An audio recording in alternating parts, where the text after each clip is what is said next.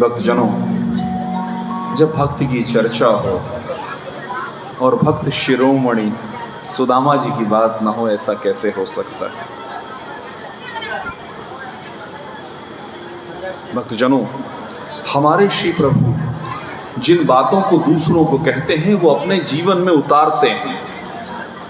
हम सब ने शास्त्रों में पढ़ा है कि सत्संग करना चाहिए और सत्संग सारे परिवार के साथ करना चाहिए। तो हमारे श्री हरि विष्णु कन्हैया लाल द्वारकाधीश श्री कृष्ण जी प्रातः काल में उठते ही स्नान इत्यादि से निवृत्त होकर सपरिवार सत्संग करते हैं। तात अपवर्ग तात स्वर्ग अपवर्ग सुख धरे तुला एक अंग तूलन ताहे सकल मिली जो लव सत्संग। सत्संग में जो सुख है वो स्वर्ग इत्यादि में भी नहीं। तो आज जो हम कर रहे हैं यही तो है सत्संग। आनंद आ रहा है ना? आ रहा है ना? तो जोर से बोलिए एक बार, राधे राधे। वेणी माधव सरकार की जय। हमारी ही आवाज बंद कर दी यार, इतना आनंद आ गया तुमको? इसको ज्यादा आनंद आ गया? नहीं, माइक को आनंद आ गया था। माइक भूल गया कि इसको बोलना भी है। वेणी माधव सरकार की जय। भक्तजनों,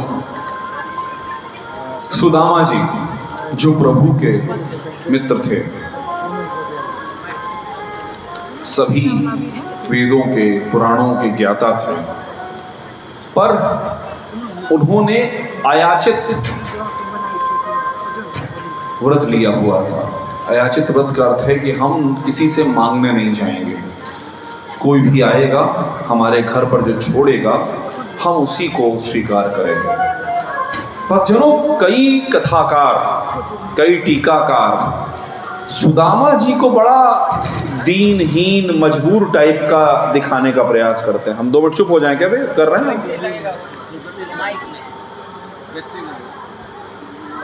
वो माइक दूसरा तो मैं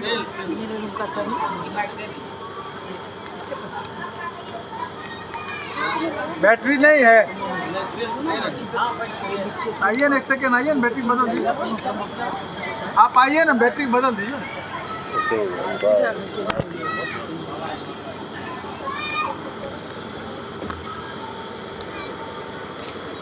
फुतानुआ लगा लें। आपके अलावा जो हमारे बाकी लोग हैं श्रोता, उनको भी सुन लें। तब तक हम लोग हरे नाम तो कर ही सकते हैं ना। हरे कृष्ण। अरे आप लोग जोर से बोलिए, हम धीमे बोल रहे हैं। आप जोर से बोलिए, हरे कृष्ण कृष्ण कृष्ण हरे हरे। अरे आपके पास तो माइक है, आप बोलिए अपने माइक से, हरे कृष्ण कृष्ण कृष्ण हरे हरे हरे राम राम राम हरे हरे। भक्तजनों, मैं कह रहा था कि जब भी सुदामा जी की कथा होती है तो कई सारे टीकाकार या कथावाचक ऐसा प्रदर्शित करते हैं जैसे हमारे सुदामा जी बड़े कमजोर सी चीज हैं। भक्तों, सुदामा जी के पास ज्ञान सारा है, भक्ति है, और ज्ञान और भक्ति जिसके पास है उसे किसी और तीसरे बल की आवश्यकता होती नहीं है। सुदामा जी ने ये जो दीनता चुनी है, ये चुनी हुई है। एक क्षण के लिए भी मन में ये गलतफहमी मत लाइएगा कि ये दीनता उनकी मजबूरी है। मजबूरी और चुनाव में अंतर समझते हैं ना। आप अपने अपने घरों की सुविधाएं छोड़कर यहां पर बैठे हैं। हो सकता है कुछ को गर्मी भी लग रही हो, हवा नहीं लग रही हो, कुछ को पंखा भी नहीं लग रहा होगा, पर यह चुनाव आपने किया है, ये आपकी मजबूरी नहीं है। वैसे ही सुदामा जी ने अपना जीवन चुना है, मजबूरी नहीं थी, कोई दबे कुचले नहीं थे। जो आजकल एक बड़ा सा बढ़िया सा टाइटल चला है, सुदामा जी भी दलित थे। अरे दलित वलित नहीं थे भाई, सुदामा जी ने चुनाव किया था दीनता का। क्यों? क्योंकि प्रभु भक्ति का एक अनिवार्य अंग है स्वयं के अहंकार का दमन।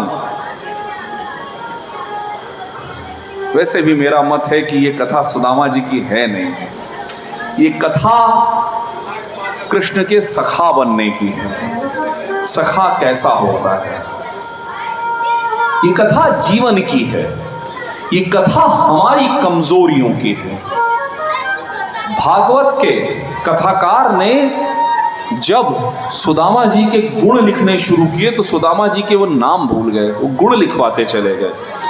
ब्राह्मणो ब्रह्मवित्तम विरक्त इंद्रियार्थेषु प्रशांतात्मा जितेंद्रिय।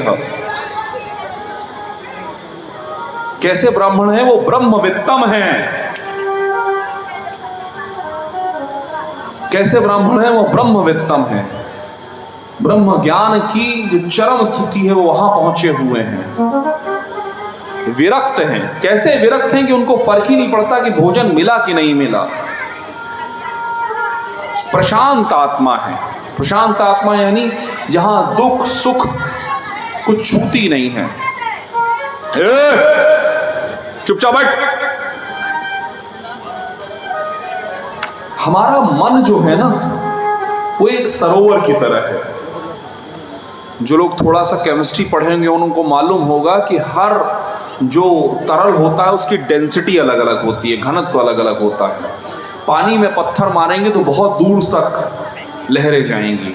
वहीं अगर मरकरी यानी पारे का कोई सरोवर हो उसमें आप पत्थर मारेंगे वो पत्थर डूब जाएगा, कोई लहर नहीं उठेगी। तो उनका मन प्रशांत है, ऐसा शांत है जहां पर कुछ भी हो जाए कोई लहर नहीं उठती। उन्होंने ज्ञान को धन से दूर किया है। It was an intentional decision. ये सोचा समझा निर्णय है, उड़ा हुआ नहीं है, बोझा नहीं है, किसी ने मजबूर नहीं किया है। भागवत में आता है कि यदि वो चाहते तो वो यहां वहां हमारे जैसे हजारों कथावाचकों से ज्यादा ज्ञानी हैं, वो यहां वहां कथा कह सकते हैं, वो यहां वहां यज्ञ करवा सकते हैं। ऐसा कोई शास्त्र नहीं है जिसका उनको ज्ञान नहीं है। तो उन्हें दीनहीन कभी नहीं समझिएगा। वो ब्रह्म तेज से युक्त है। जिस ब्रह्म तेज के सामने जब दुर्वासा ऋषि क्रोधित होते हैं तो श्री कृष्ण जी रथ में जुट जाते हैं। ये कथा फिर किसी दिन और आज नहीं। उस ब्रह्म तेज से भी ज्यादा ब्रह्म ज्ञानी है दुर्वासा ऋषि से ज्यादा ज्ञानी है हमारे सुदामा जी। अपने घर में लेकिन रहते हैं। कथा कहती है कि उनकी पत्नी वैसी ही संतोषी है। सुशीला नाम आता है कुछ ग्रंथों में। कभी उन्होंने अपने पति को परेशान नहीं किया। यहाँ पे मैसेज है वैसे बहुत सारी माओं के लिए कि अपने पति को परेशान नहीं किया है, ध्यान रखिएगा। किसी दिन कहीं वो सुदामा ना बन जाए, ज्यादा परेशान ना किया कीजिए। कभी उन्होंने अपने पति से धन नहीं मांगा, संपत्ति नहीं मांगी। पर एक समय ऐसा आया कि जब उनकी संतान हुई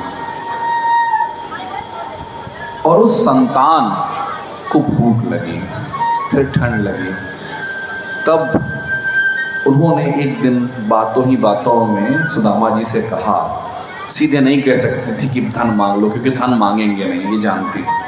क्या सुना है आपके कोई दोस्त हैं, कोई सखा हैं कृष्ण जी? हाँ, मेरा एक मित्र था, हम लोग साथ में पढ़ते थे। हम लोग बड़े घनिष्ठ मित्र थे। टीकाकार कहते हैं कि सुदामा जी की दरिद्रता का एक कारण यह है कि सुदामा जी और कृष्ण जी जब गुरुकुल में थे तब उन्होंने कृष्ण जी के हिस्से के चने खा लिए थे, और जो किसी और का हिस्सा खाता है तो वो दरिद्री हो जाता है। हो सकता है, टीकाकारों का ऐसा कहना है, पर भागवत का ऐसा नहीं कहना। भागवत का कथन है कि उन्होंने वो दरिद्रता चुनी थी ताकि वो सात्विक जीवन जी सकें, वहां पर अहंकार नहीं हो धन का, संपत्ति का। भक्तजनों, सुशीला जी कहती हैं, तो आप अपने कृष्ण मित्र को याद नहीं करते? आपको अच्छा नहीं लगता क्या? उन्होंने कहा बहुत प्यारा है, बहुत अच्छा है। ये देखिए हमारे वहां भी एक भटकते हुए कन्हई चले आ रहे हैं। हाँ, भटकते हुए आ रहे हैं ना, धीरे धीरे आ रहे हैं। हमारी कथा इतनी देर चल गई तब आ रहे हैं, तो भटक ही रहे हैं। हम इतनी देर से इनको बुला रहे थे, ये वो गा गा के बुला रहे थे, आ नहीं रहे थे। अब अपना मन आया, अब चले आए। यही है कन्हैया की कला। कभी हमारी नहीं सुनते, हमेशा अपने मन की करते हैं। लेकिन ठीक है, जो करो वो तुम्हारा है। तदीय वस्तु तुम्हें समर्पयामि। जो कुछ भी है कान्हा तुम्हारा है। जब इच्छा आए, जैसी इच्छा आए वैसी चलाओ। अम्मा यही मोह दूर करे के लिए यहाँ बैठा है। हमार सुन लो, बाद में वो बच्चे के मोह में पड़ो, यहूं वहूं फंसे हो। अब तो निकल आओ। कभी समोसा है, कभी आपन बच्चा है, कभी दूसर के बच्चा है। अब तो बाहर निकलो अम्मा, अब तो हमार कथा में आ जाओ। बेचारा कन्हई इंतजार कर रहा है हम सब सुदामाओं का। उसके पास त्रिलोक की संपत्ति है, सुख है, शांति है, समृद्धि है, सब कुछ है, पर हम ही नहीं जाते। इसीलिए मैं कहता हूं कि यह कथा सुदामा की नहीं है, ये कथा श्री कृष्ण के सखा भाव की है। भक्तजनों, प्रद्युम्न जी जब सुदामा पहुंचते हैं तो कितना दुख होता है ना। सुदामा जी से उनकी पत्नी सुशीला कहती है कि आपके जो मित्र हैं, कभी आपका उनसे मिलने का मन नहीं करता?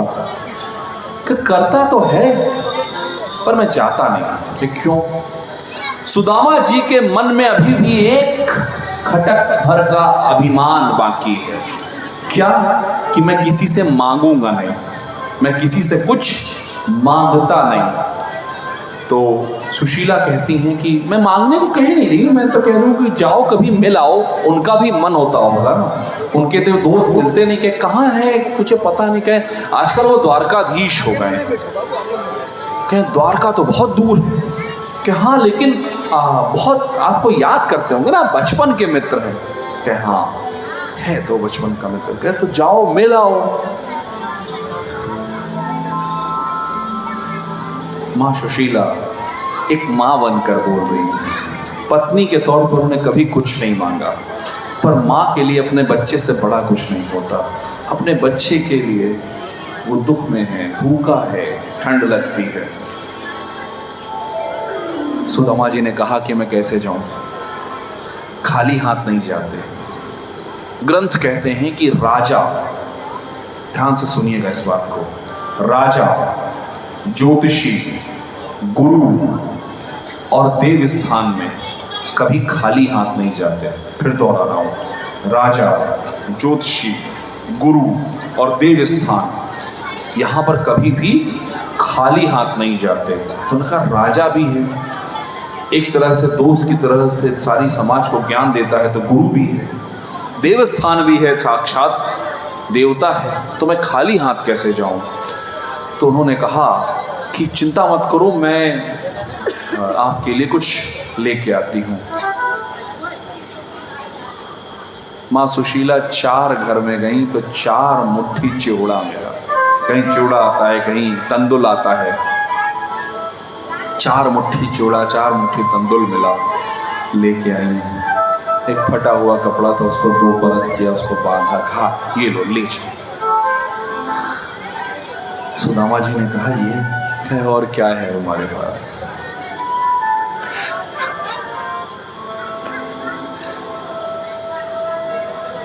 समर्पण करने के लिए हमारे पास वैसे भी कुछ नहीं है, क्योंकि अगर हमारा होता तो हमारी इच्छा से मिलता ना।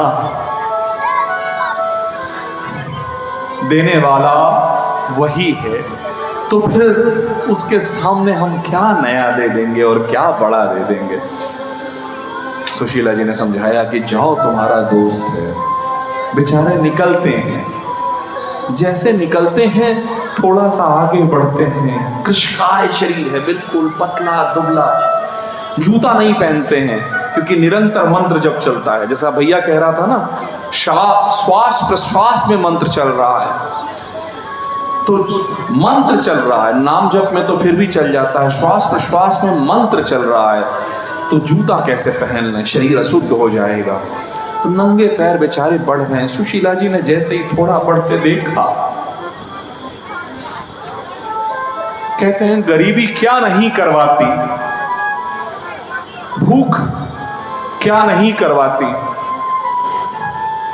वो पत्नी जिसने अपना पूरा जीवन काट लिया, पर कभी अपने पति से यह नहीं कहा कि किसी से मांग लो, वो आज भेज रही है। क्षुधा, भूख, गरीबी बड़ी बुरी चीज होती है। मांगो,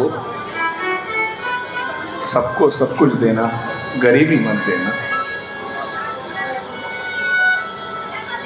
भक्तजनों, सुदामा एक ही कदम रख रहे हैं। उनका शरीर जीवन भर क्षुधा से पीड़ित रहने की वजह से कमजोर हो गया है। हर कदम ऐसा लगता है कि गिर पड़ेंगे। सुशीला जी सूर्य नारायण की तरफ देखती, कहती हैं, प्रभु मैंने अपने पति के अलावा किसी का ध्यान नहीं किया,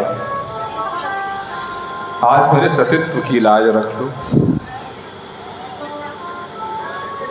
इनकी रक्षा करना, पर वो भूल जाती हैं कि सुदामा कन्हई के मित्र हैं। जिसने एक बार कन्हैया को सखा बना लिया, उसका त्रिलोक में कोई कुछ नहीं बिगाड़ सकता। भक्तजनों, थोड़ा सा आगे बढ़ते हैं। सुदामा जी जरा सा नजर से ओझल होते हैं। सुशीला जी के कमजोरी से, थकावट से मूर्छा जैसी आ जाती है। कहते बैठ जाते हैं, टिक जाते हैं, मूर्छा जैसी निद्रा आ जाती है। भक्तजनों, केशव को अपने सखा का स्मरण है। केशव की दृष्टि अपने सखा पे है।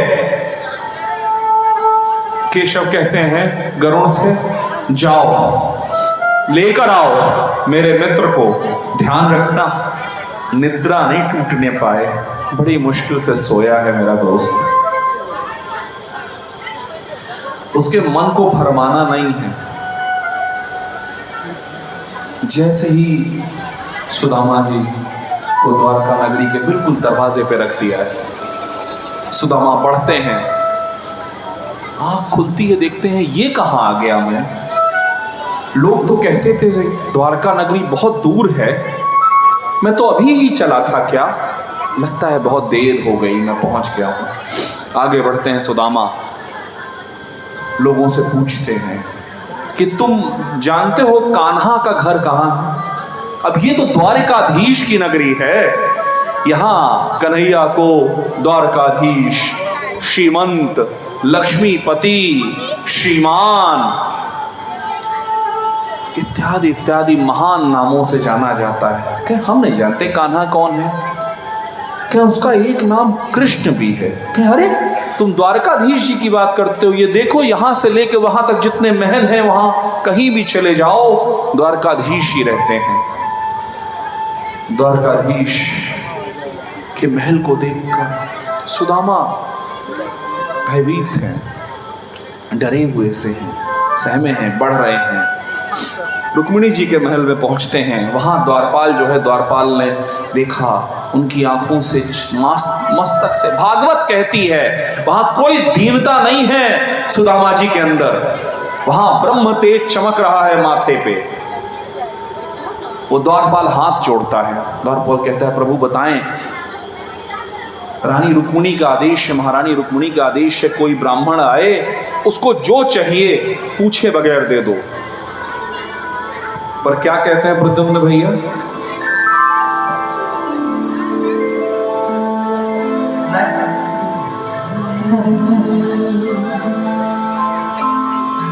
देखो देखो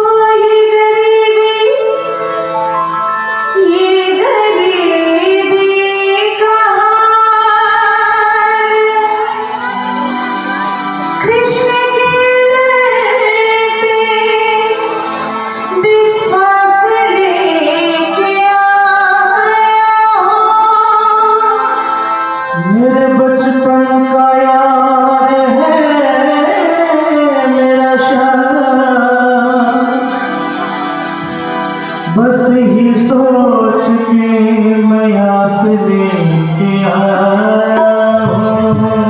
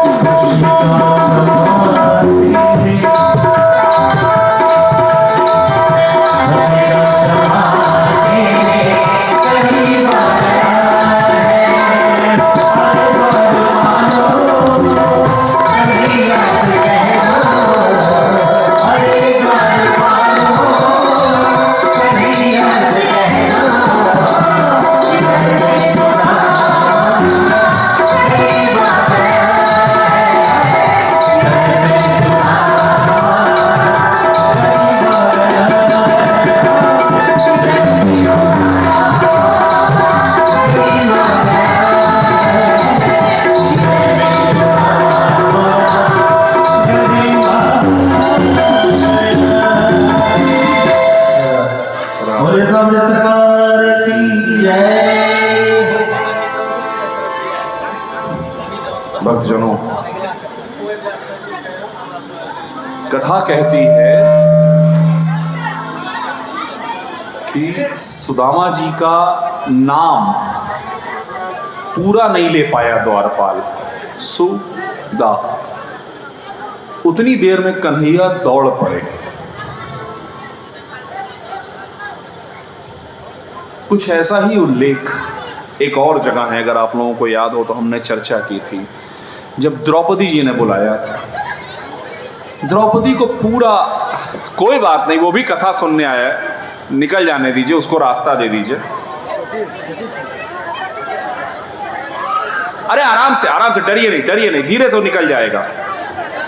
अरे नागदेव है, वो रास्ता लेके चले जाएंगे, कथा सुनने आए हैं। हाँ, निकल जाने दीजिए उनको, डरिए मत, डरिए मत। हाँ, देखा अम्मा, देखो कितनी शांति से बैठी हैं, वो कथा सुनने आए हैं, आप लोग जबरदस्ती परेशान। भाई परीक्षित, कथा के अंत में परीक्षित को मुक्ति मिलनी है ना। बैठिए बैठिए, शांत हो जाइए, कुछ नहीं हुआ, हो गया, चला गया, चला गया, बैठ जाइए। अरे हम हैं, वो चला गया। बैठे बैठे बैठे बैठे बैठे।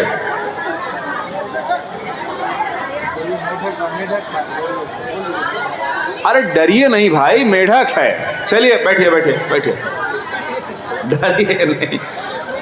हम मना किए, कथा सुनने आए हैं प्रभु भाई, आप लोग क्यों नहीं समझ रहे? कथा सुनने आए हैं, उनकी भी इच्छा होती है।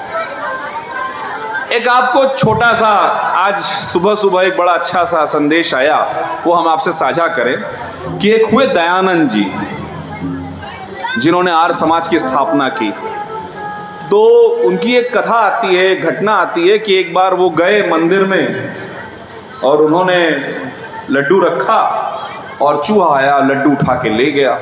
तो उनका ये मानना था कि बताओ, जो अपने लड्डू की रक्षा नहीं कर सकता वो हमारी रक्षा क्या करेगा। लेकिन एक दूसरे विद्वान ने कहा कि ये आपकी सोच की क्षुद्रता है। क्यों? क्योंकि आप सिर्फ उस विग्रह में देवता को देखना चाहते थे, आप उस लड्डू में प्रभु को नहीं देखते थे। क्यों? एक और उन्होंने उदाहरण दिया कि एक संत हुए नामदेव। क्या नाम हुआ? नामदेव। उन्होंने रोटी लगाई, रोटी बनाई और प्रभु को भोग लगाने जा रहे थे। जैसे ही भोग लगाने गए, वैसे ही एक कुत्ता आया और कुत्ते ने उनकी रोटी खींच ली और नामदेव उसके पीछे पीछे भागे। क्या कहते हुए भागे होंगे सोचिए। नामदेव हाथ में घी लेकर भागे, प्रभु रोटी में घी लगा लीजिए तब खाइए, कड़ी है, आपको अच्छी नहीं लगेगी। तो भक्तों, यदि हम देखना चाहें तो कण कण में परमात्मा है, और नहीं देखना चाहें तो सामने खड़ा भी हो जाएगा ना, तो भी हम प्रश्न पूछते रह जाएंगे, तुम ये, तुम वो, तुम ऐसा क्यों नहीं करते, तुम वैसा नहीं क्यों नहीं करते। तो सुदामा जी ने जैसे ही प्रभु के पास अपना वह संदेश वाहक भेजा, प्रभु ने एक क्षण की देरी नहीं की।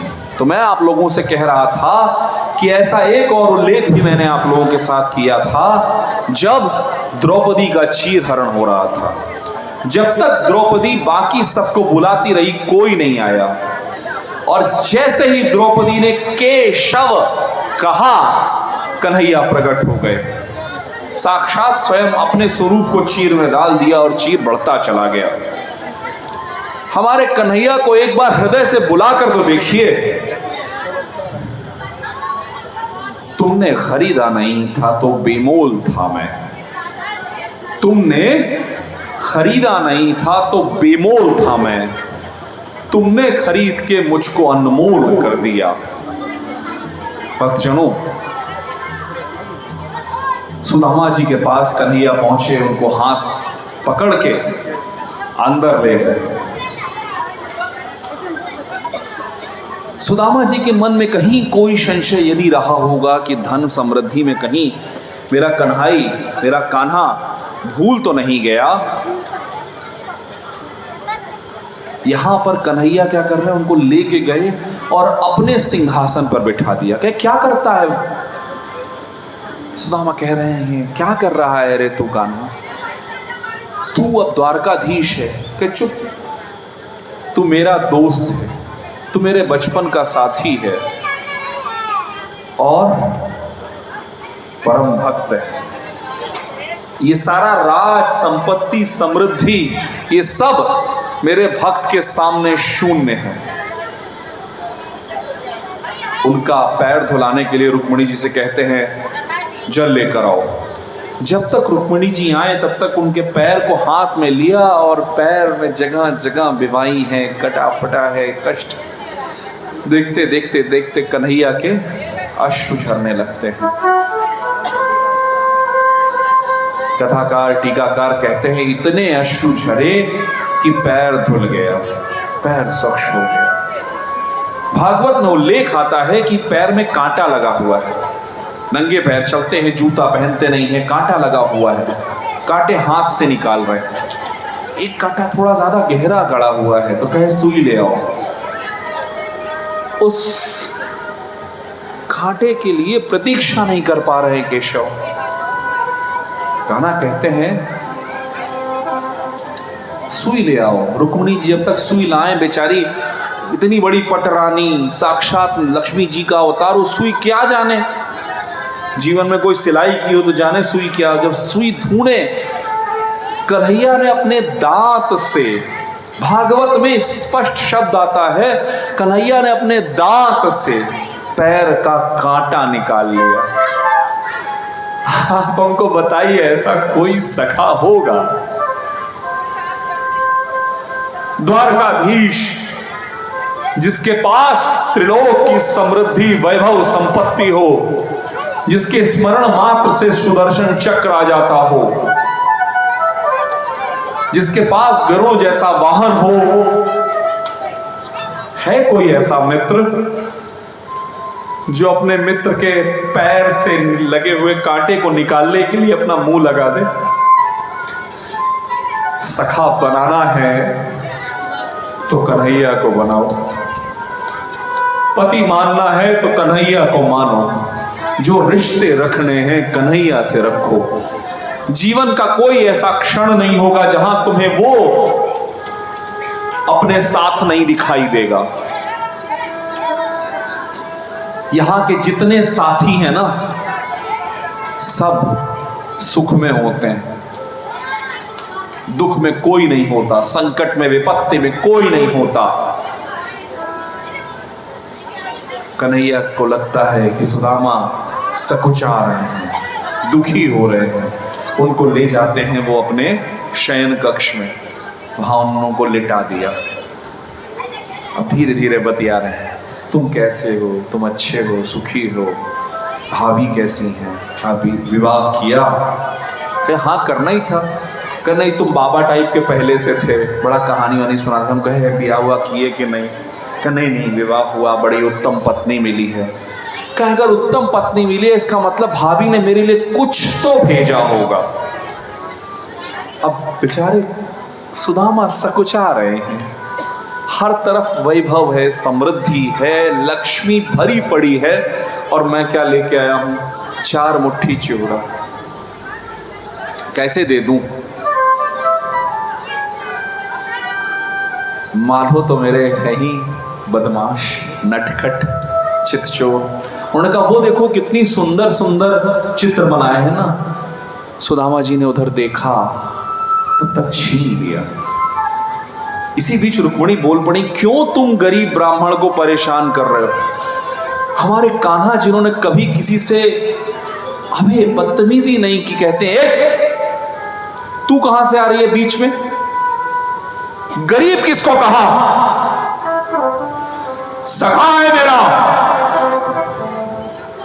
दोबारा मेरे सखा को अब शब्द कहा तो समझ लेना। रुक्मिणी जी सहम गए कि आज तक तो कन्हैया ने मुझसे ऐसा भी नहीं बोला। भक्तजनों, प्रभु अपना अपमान सह लेते, भक्त का इतना सा अपमान मेरे कन्हैया से सहा नहीं जाता। किसी कमजोर गरीब को जब देखिएगा तो ध्यान रखिएगा कि उसका भी भगवान है, अकेला नहीं है वो। और जब प्रभु की लाठी चलती है तो फिर कोई बचाने वाला नहीं होता। रुक्मिणी जी ने कहा, मैं अपमान नहीं कर रही थी, मैं तो बस ये कह रही थी परेशान मत करो।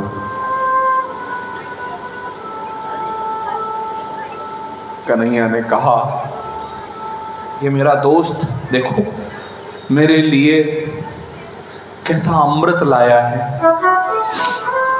मेरी प्यारी भाभी ने मुझे कितनी सुंदर वस्तु भेजी है। जब मैं गौ चराने जाता था तो मेरी माँ यशोदा ऐसे चिवड़ा देती थी, अम्मा बस 10 मिनट रुकिए, 10 मिनट के लिए रुक जाइए, बस कथा को विराम ही दे रहा हूं, मत छोड़ के जाइए हमको बीच में। बताइए कन्हैया कहीं कुछ और छीन लिया तब?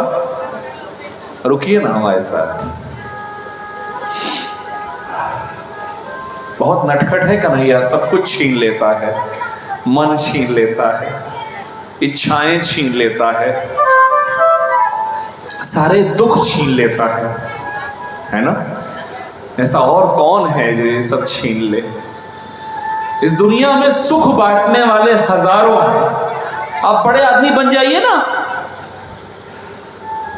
पड़ोसी भी बताता है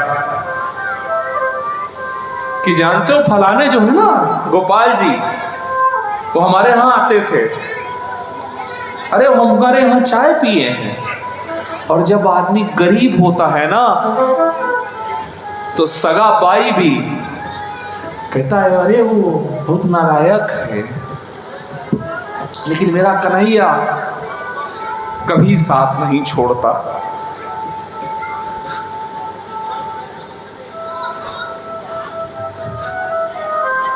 जीवन में जब कोई नहीं होता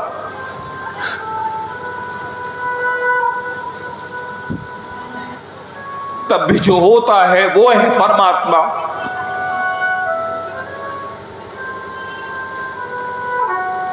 जब पति पत्नी दोस्त रिश्तेदार मां बाप सब छोड़ देते,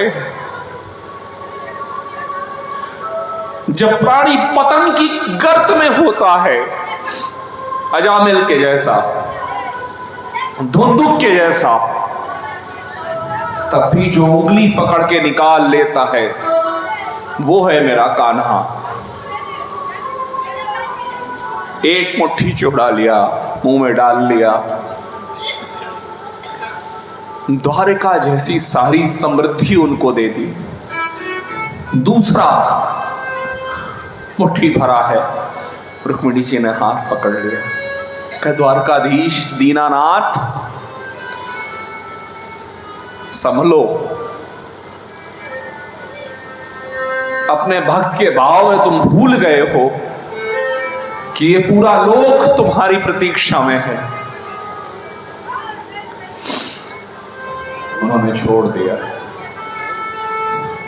कन्हैया सुदामा से पूछते हैं, मेरी प्यारी भाभी ने कुछ न कुछ संदेश जरूर भेजा होगा। सुशीला जी ने कहा था उनसे कह देना, महीने में 2 पक्ष होते हैं, 2 एकादशी होती है, 1 मास द्वैपाक 2 एकादशी होए, सो प्रभु दीन दयाल ने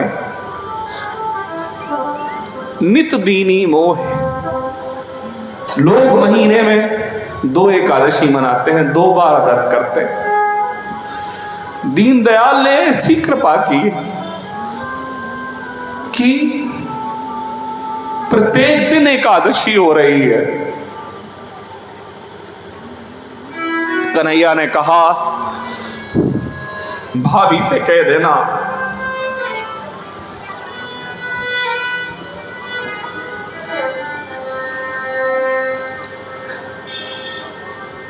एक बार जो दीनदयाल के चरणों में आ जाता है, एक बार जिसने अपना अभिमान छोड़ दिया, पूर्ण समर्पण कर दिया, उसके लिए क्या कमी है। कन्हैया ने कहा, होनी थी सो हो गई, फिर नहीं ऐसी होए, भाभी तेरे भवन में नित द्वादशी होए। सुदामा जी सरल है, प्रशांत आत्मा है, कहते हैं मतलब कहे आप नहीं समझोगे।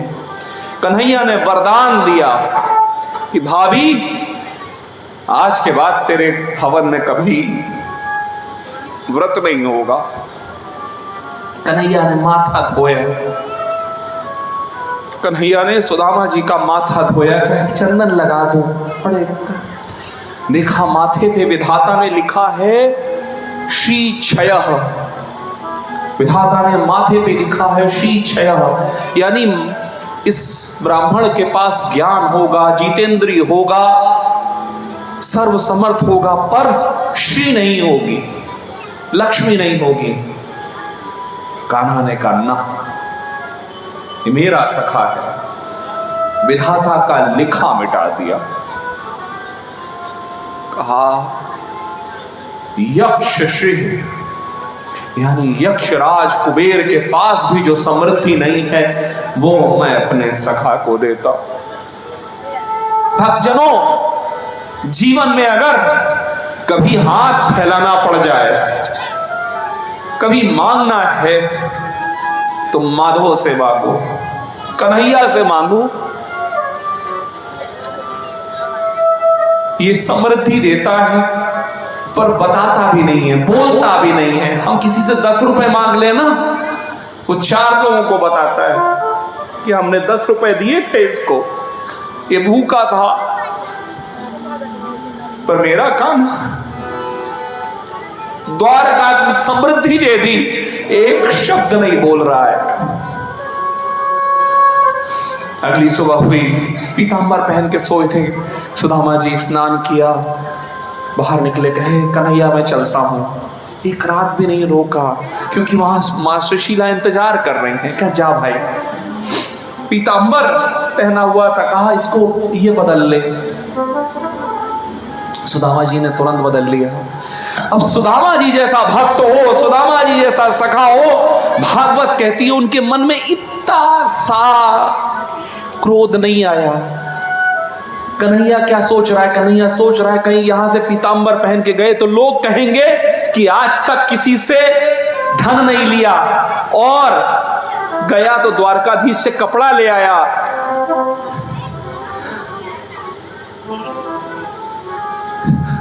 मेरे भक्त की लाज नहीं रहेगी।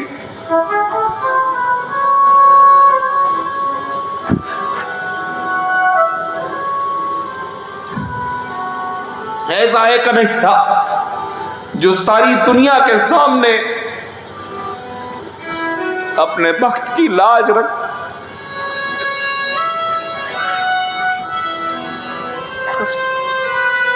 पानी पानी दीजिए।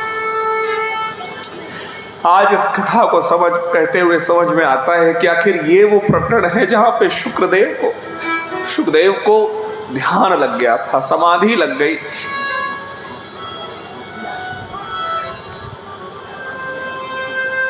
ऐसा प्रेम, ऐसा स्नेह कौन देता?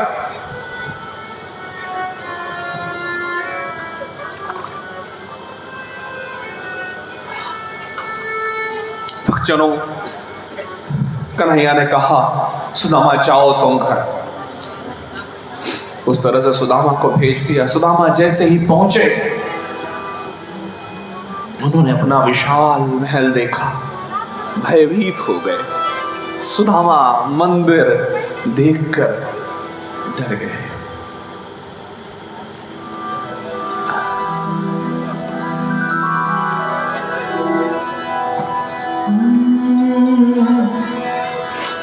कहाँ गई मेरी राम झोपड़िया, कहाँ गई मेरी राम झोपड़िया, कंचन महल खड़े, सुदामा मंदिर देख रही, सुदामा मंदिर देख रही।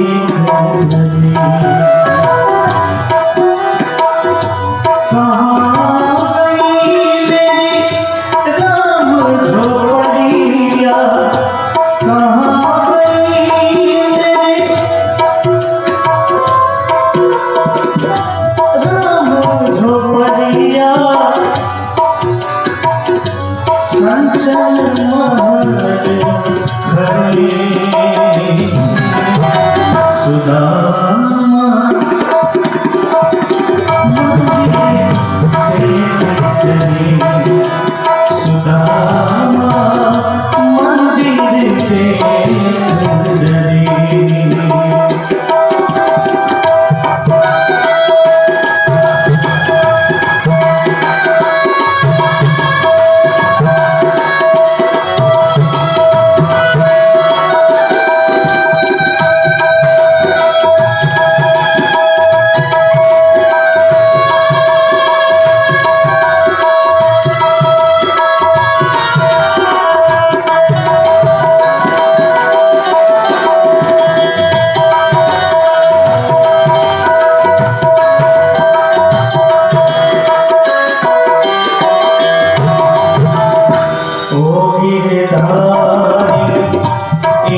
निर्धन से क्या क्या खेल लगे,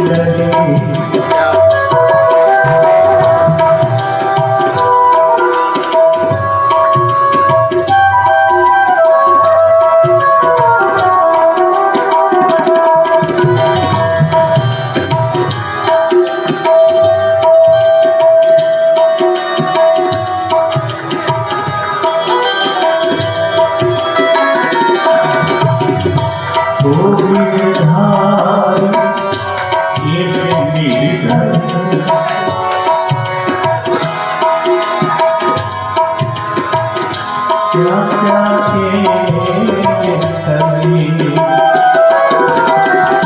घर का मालिक घर से बाहर, घर का मालिक घर से बाहर, घर की खोज करे, सुदामा मंदिर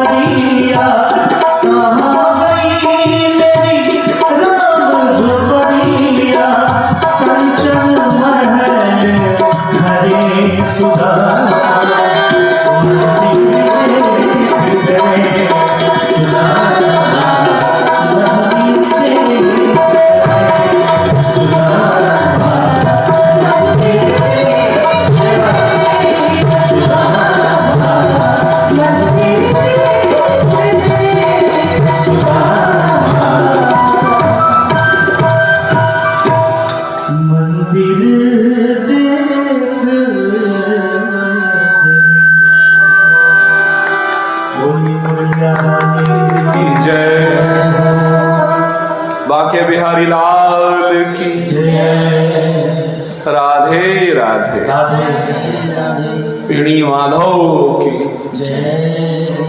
माधव दाता जगत भिखारी। कथा कहने वाला वो, कथा सुनने वाला वो। भक्तजनों, महाभारत के समय मां गांधारी ने प्रभु को श्राप दिया था कि यदुवंश का विनाश हो जाएगा। प्रभु ने उस श्राप को स्वीकार किया।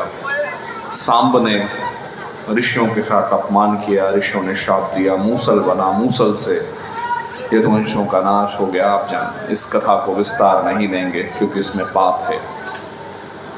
पर एक कथा है, एक संदेश है। अंत में भी प्रभु जाते जाते भी संदेश दे रहे हैं कि यदि मेरे परिवार वालों ने भी अन्याय किया, दुराचार किया, मद किया, मदिरा पी, तो उनका भी नाश होगा। तो आप और हम कैसे बचेंगे?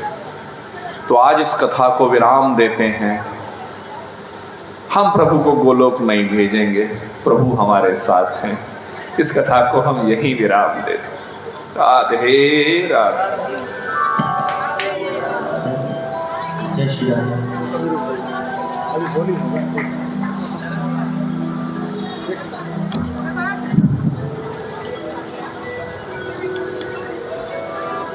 तो आइए आज श्रीमद् भागवत कथा के 7वें दिन की अंतिम घड़ी हम सभी के समक्ष लगभग उपस्थित हो चुकी है और इसको आज एक छोटा सा होली का स्वरूप अंत में हम लोग देंगे।